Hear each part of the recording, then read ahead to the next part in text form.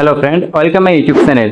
So guys, আজকে আমি এই ভিডিওতে স্ন্যাপচ্যাট অ্যাপ দিয়ে কিভাবে আপনারা সহজে এই ধরনের ছবি এডিট করতে পারবেন তা স্টেপ বাই স্টেপ আপনাদেরকে দেখাবো।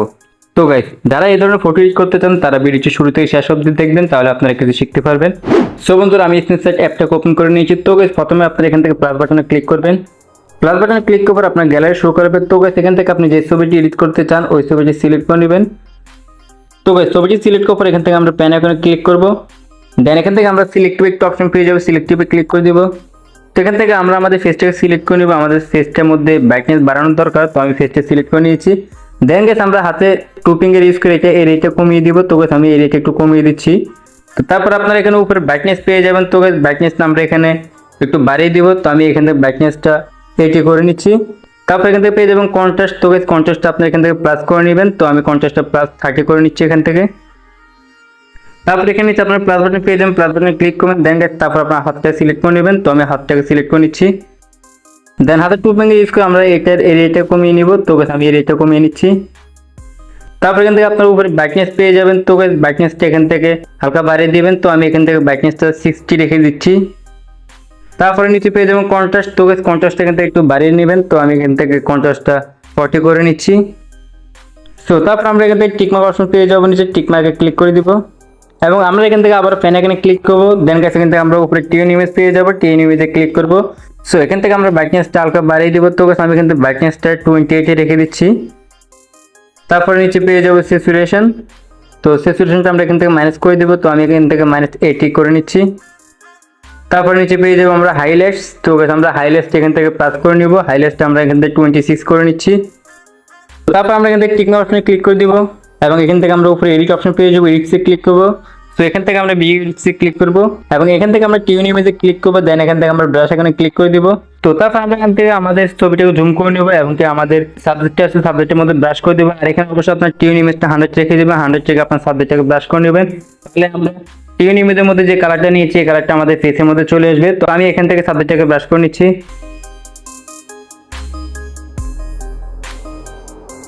তো তারপর আমরা এখান থেকে টিকমার্ক অপশনে ক্লিক করে দিব এবং এখান থেকে ব্যাকে চলে আসবো। ব্যাক আসার পর এখান থেকে আমরা আবার প্যান আইকনে ক্লিক করবো। দেন এখান থেকে আমরা ডিটেলসে ক্লিক করবো। উপরে ডিটেলস পেয়ে যাবেন, ডিটেলসে ক্লিক করবেন। দেন এখান থেকে আমরা স্ট্রাকচারটা একটু বাড়িয়ে নেব। তো আমি এখান থেকে 14 করে নিচ্ছি স্ট্রাকচারটাকে। তারপর আমরা এখান থেকে টিকমার্ক অপশনে ক্লিক করে দিব এবং এখান থেকে আমরা আবার প্যান আইকনে ক্লিক করবো। তো এখান থেকে একটু নিচের দিকে স্ক্রল করবেন। দেন এখান থেকে আপনারা প্রোটেক্ট একটা অপশন পেয়ে যাবেন, প্রোটেক্টে ক্লিক করবেন। সো প্রোটেক্টে ক্লিক করার এখান থেকে আপনারা স্মুথ 2 যে অপশনটা আছে স্মুথ 2 তে ক্লিক করে দিবেন। এই যে অপশনটা এখানে ক্লিক করে দিবেন।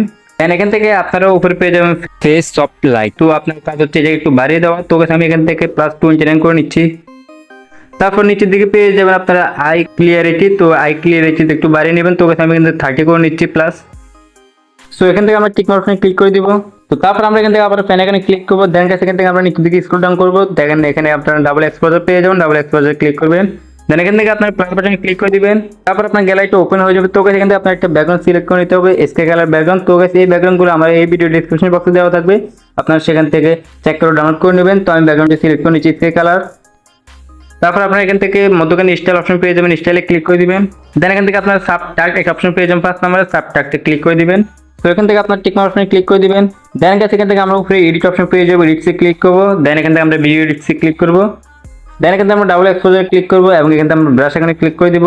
তো বন্ধুরা, এখান থেকে আপনার ডাবল এক্সপোজারটাকে 100 রেখে আপনারা এই ছবিটাকে জুম করে নেবেন। দেন গেছে আপনার এখান থেকে শার্ট বা প্যান্ট যেটা পরা থাকুক না কেন আপনি এটাকে ব্রাশ করে দিবেন, তাহলে আপনার স্কাই কালারটা এখানে চলে আসবে। তো আমি এখান থেকে ডাবল এক্সপোজার 100 রেখে আমার শার্টটার উপর প্যান্টের উপর ব্রাশ করে নিচ্ছি।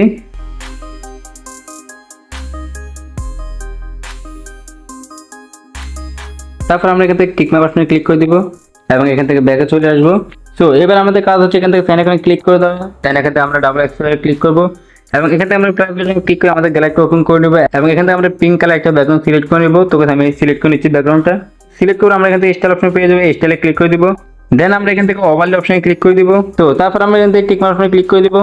দেন এখান থেকে আমরা আবার উপরে এডিট অপশন পেয়ে যাবো, এডিটে ক্লিক করে দিব এবং এখান থেকে আমরা ভিডিও এডিটসে ক্লিক করব। তো এখান থেকে আমরা ডাবল এক্সপোজার পেয়ে যাবো, উপরে ডাবল এক্সপোজারে ক্লিক করব এবং এখান থেকে আমরা ব্রাশ এখানে ক্লিক করে দিব। তো ব্রাশ এখানে ক্লিক করে আমরা এখান থেকে আমাদের ছবিটাকে জুম করে নেব, ফুল জুম করে নেব। দেন এখান থেকে আমরা ডাবল এক্সপোজারটাকে 25 রেখে আমরা আমাদের ঠোঁটটাকে ব্রাশ করে নেব, তাহলে আমাদের ঠোঁটের গোলাপি কালার হয়ে যাবে। তো আমি ব্রাশ করে নিচ্ছি। সো এখান থেকে আমরা টিকমার্ক অপশনে ক্লিক করে দিব এবং এখান থেকে ব্যাগে চলে আসবো।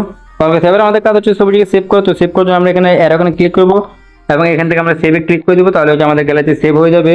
তো সেভ হওয়া কমপ্লিট হয়ে গেলে এখান থেকে আমরা উপরে ওপেন অপশন পেয়ে যাবো, ওপেন অপশনে ক্লিক করবো। দেন এখান থেকে আমরা এবার ব্যাকগ্রাউন্ডটা সিলেক্ট করে নেবো। তো সেই ব্যাকগ্রাউন্ডটা আমার এই ভিডিও ডেসক্রিপশন বক্সে দেওয়া থাকবে, আপনারা সেখান থেকে ডাউনলোড করে নেবেন। তো আমি ব্যাকগ্রাউন্ডটা সিলেক্ট করে নিচ্ছি।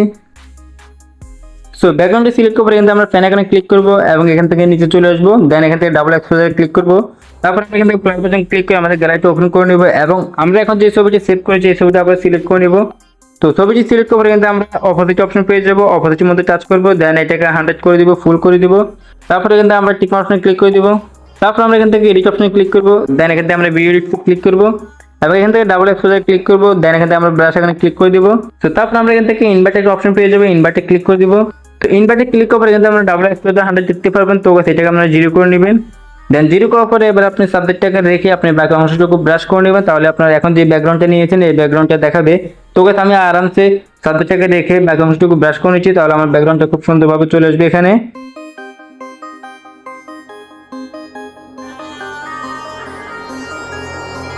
তো বন্ধু ব্রাশ করে কমপ্লিট হয়ে গেলে এখান থেকে আমরা টিক অপশনে ক্লিক করে দিব। দেন এখান থেকে ব্যাগে চলে আসবো। তো গাইস আমাদের ছবিটি এডিট করে কমপ্লিট। তো গাইস দেখতে পাচ্ছেন ছবিটি খুব সুন্দরভাবে এডিট করা হয়েছে। তো গাইস আপনি চাইলে কিন্তু আপনার নরমাল একটা ছবিকে খুব সুন্দরভাবে এই ধরনের এডিট করতে পারেন একদম সহজে। আমি যে প্রসেসগুলো দেখালাম এই প্রসেসগুলো আপনি অ্যাপ্লাই করে খুব সহজে নরমাল একটা ছবিকে হাই কোয়ালিটি ছবি এডিট করতে পারবেন। তো এবার আমরা এই ছবিটিকে সেভ করবো। সেভ করার জন্য এখানে ক্লিক করবো। দেন এখান থেকে আমরা সেভ টু কপিতে ক্লিক করে দেবো, তাহলে আমাদের গ্যালারিতে সেভ হয়ে যাবে।